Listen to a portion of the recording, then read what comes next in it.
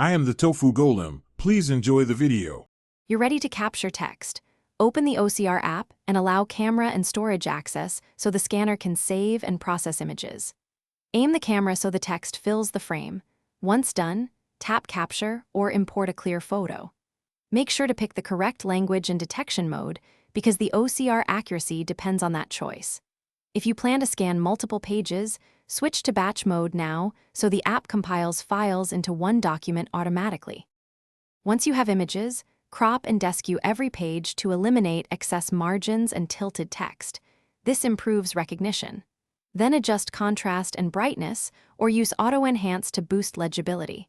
OCR engines struggle with low contrast or noisy images. Tap Recognize or run OCR and watch the app highlight detected words. Pause to proofread and correct obvious errors, because a quick manual fix prevents downstream mistakes when exporting or searching the text later. Now export your results. Pick searchable PDF for archive, plain text for quick edits, or docx for formatted editing. Name the file and save to device or cloud so you don't lose work. If you'll share, check formatting and run a final spell check. If recognition quality is poor, try one key troubleshooting tip.